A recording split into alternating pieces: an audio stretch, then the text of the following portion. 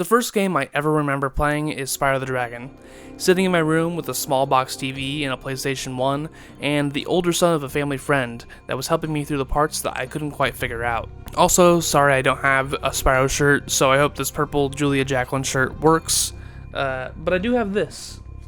I do have a little casey thingy, so how's that? I obviously have a lot of nostalgia for this game, but it's one that I personally find hard to talk about because of everything that's already been said. What can I say about Spyro the Dragon that hasn't been said 1,000 times before? Well, my goal with any of these videos is to tell my story with the game, so that's what I intend to do.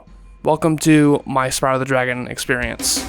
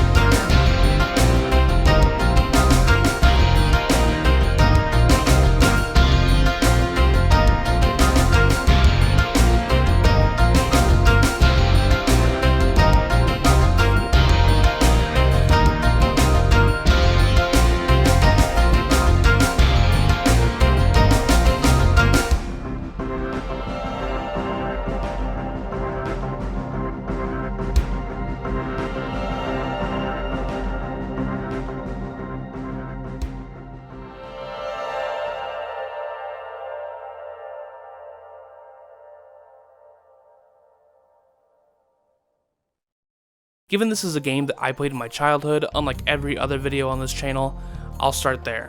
What did this game mean to me as a kid? Well, like I said at the beginning of this video, some of my earliest memories playing games involve Spyro the Dragon, and I was a fan from the start. As with most people, the music is one of the biggest things that has stuck with me throughout the years. I know that video game music is largely subjective, and it really depends on your experiences with the game, if you played it or not, and all sorts of other factors, but I think that Spyro music does have a certain magic to it. Obviously, there are some people who have never played Spyro, and they probably don't have the same appreciation for the soundtrack that people who grew up with it do, but that's okay. I personally think it's probably the best soundtrack of all time. It definitely helps that Spyro's worlds are so immersive and awe-inspiring, from the loading screens being so inventive, to level of detail instead of distance fog, to the beautiful skyboxes, to enemies interacting with each other, into something that I actually kind of took for granted as a kid. You got a problem, bro? Dude, look at that ass! Holy shit! No, not that. It's actually the UI, or lack thereof. The developers of Spyro were clever enough to only show what was needed. Collecting gems or freeing a dragon? Sure, it'll show up, but it'll quickly move off your screen to take up as little real estate as possible. People unfamiliar with these games might ask, what about your health? How does that work? And yeah, it's kind of genius. The little dragonfly is your health. It's kind of mind-blowing to think about it now because these days we have games that have 10 to 25% of the screen blocked by UI. It's kind of refreshing to go back and play Spyro with this in mind. But back to my childhood, I was never really good enough to fully complete Spyro. Sure, I could get to Nasty Nork and defeat him, but 100% was a little elusive for me. Levels like Treetops, or Jacques, or Haunted Towers gave me a little bit of trouble as a kid, and without a guide, I was essentially on my own. Spyro the Dragon and its direct sequel were some of my most played games for a while, running around in their worlds trying to find their secrets. But for the original game, this didn't really last that long. Even though I was good at taking care of my discs, my younger brother was not. He didn't know any better, but one time, he was using the PlayStation, he left my disc out, and it got damaged. Now the game wouldn't read for very long, and eventually it stopped working altogether. Sad story, I know. I was actually pretty devastated back then. Times were tough and I couldn't just go get a new copy, so I was stuck not knowing what was behind the final head in Nasty's world. I did hold on to the disc though. Maybe one day it would work or read long enough for me to finish the game for real. You gotta believe!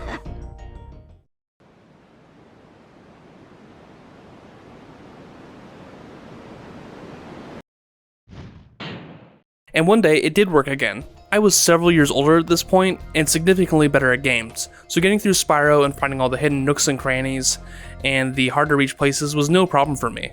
I succeeded at the Supercharge Challenge in Treetops. I found the hidden area in Haunted Towers. And I figured out how to get to the Dragon and Jacques. Finally, I had done it. 100%. And the last head opened up, revealing Nasty's loot. Nasty's ancient history now.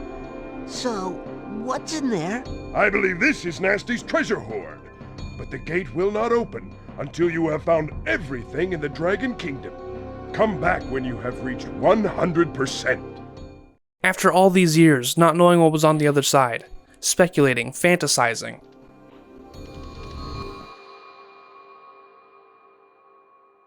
the game froze.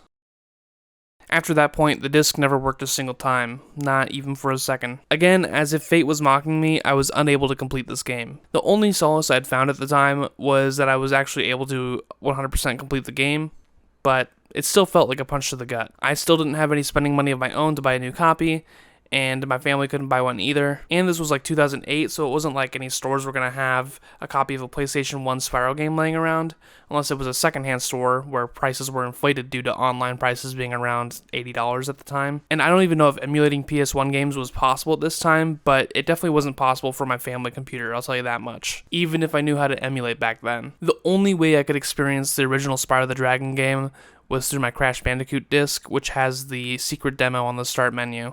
I would play those first few levels over and over again, just trying to relive that nostalgia. Until 2015, when I finally had a job and money of my own to spend. I now had options, and eventually decided to get a PS3 where I could buy the original trilogy on the digital store. And then, for real this time, I was able to fully complete Spyro the Dragon. No hiccups, no roadblocks, just pure nostalgic bliss. By now, I had been spoiled on what was in the final level, but it didn't matter to me.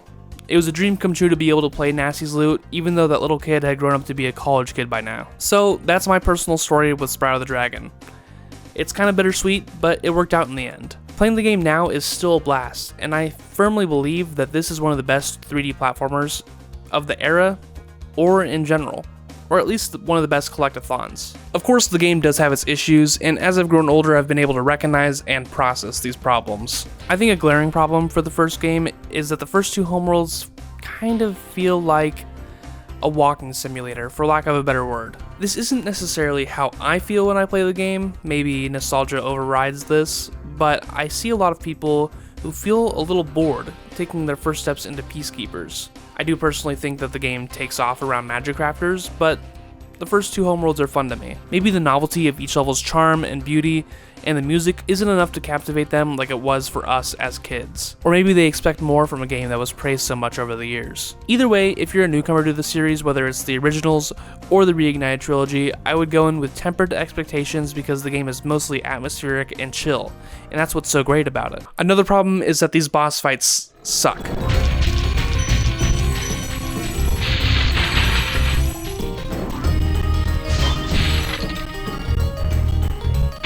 Even as a kid, I was disappointed by Nasty Nork. However, at the same time, I'm sort of a Spyro 1 boss defender. Yes, it's okay to acknowledge that some of these fights are a little lackluster. There are definitely more weak points than strong points when just considering the fights themselves. But the fights themselves are only one aspect of the boss. The levels surrounding them are meant to be more challenging, with tougher enemies and limited to no health free to pick up.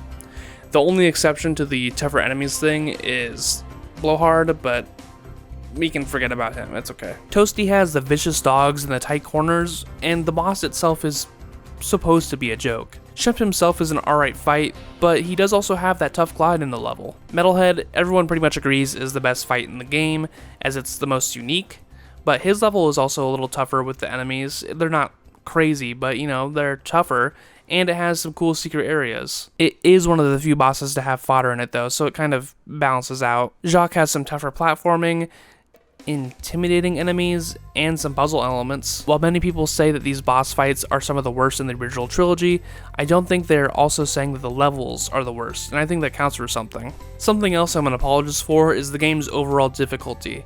Yes, this game is easy to beat, but to 100% complete, it's a little more challenging. Challenge is found in many forms in this game, from secret areas to the flight levels to mastery of the game's mechanics, to some levels housing bullshit enemies that hit you no matter what, and there's only 2 fodder in the whole goddamn level. To veterans of the Spyro franchise, some of these things might seem a little trivial, but I've definitely seen people struggle with treetops on their first time, or with flight levels in general, or even 100% completing a level like Wizard Peak. What I'm trying to say is that Spyro the Dragon should not be scoffed at if you're a newcomer and want to see and experience everything the game has to offer. While we're here, I'd like to address another problem, which I actually think is a little bit of a misconception. That being that the dragons that you free don't help you try to defeat Nasty Nork.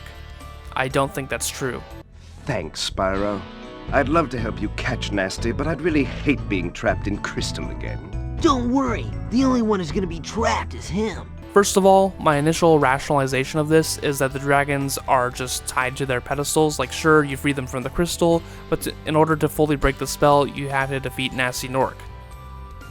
That would make sense, but all the dragons in Nasty's world are actually repeat dragons, if you didn't notice. I'm sure most of you have, but I still see people say that the dragons don't help Spyro once freed. Some people like to say that Insomniac got lazy and just started doing repeat dragons, which doesn't really make sense to me because there's lots of names that they still didn't use. It's not really that hard. But to me, the dragons going through these levels and getting frozen again makes much more sense. And the reason why Spyro is able to make it through these levels without getting frozen is the same reason why Spyro wasn't frozen in the first place. He's too small. It isn't explicitly stated in the game, but I think it makes the most sense. For a lot of my life, I thought these dragons were just assholes who were sitting back and waiting, but now I realize that that's probably not true. Granted, I do think they should have explained it better, but what are you gonna do? Well, that wraps this video up for me. I want to thank you all for watching and for all the support I've been getting recently.